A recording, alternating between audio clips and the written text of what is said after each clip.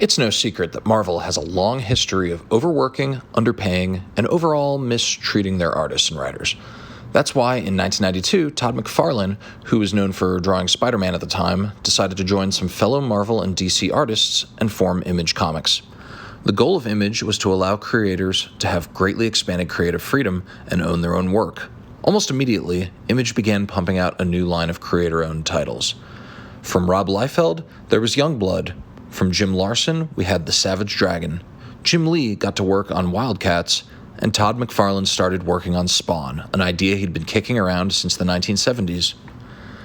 These titles were all massively successful. Spawn number 1 sold 1.7 million copies, which was, at the time, unheard of for a comic that wasn't published by Marvel or DC Comics. Spawn was unique. Originally named Al Simmons, he was a highly decorated serviceman and a ruthless assassin. That is, until his boss hired his best friend to burn him to death. Rough.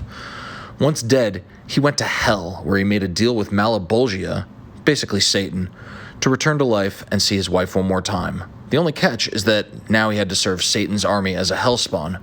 Let's just say things didn't turn out quite the way he wanted. As a spawn, Al was cursed, or maybe gifted? A symbiote suit fueled by necroplasm that granted him amazing powers and abilities. Needless to say, he didn't like serving the forces of hell and quickly became a free agent, protecting the world from both hell and, interestingly enough, heaven as well. Spawn was an instant success, selling millions of issues and toys. Apparently, Marvel was a bit jealous of Spawn's success because in 1993, they decided to make their own Spawn. Meet Nightwatch. Created by Terry Kavanagh, Alex Savuik, and Joe Rubinstein, he was originally named Dr. Kevin Barry Trench and introduced in Web of Spider-Man number 97.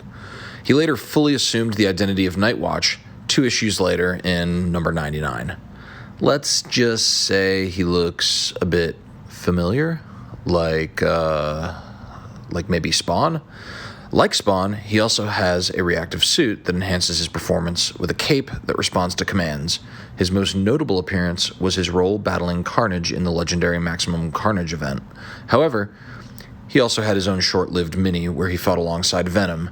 It's a bit ironic seeing a character clearly modeled off of one of McFarlane's independent creations fighting alongside Venom, a character co-created by Todd McFarlane. Meta much? Years later, in 2015, he emerged again in Charles Soule and Javier Pulido's She-Hulk run. Did they think we wouldn't notice? Are we completely off base here? Let us know what you think in the comments. Thanks for watching. I freaking love comics, and be sure to like and subscribe.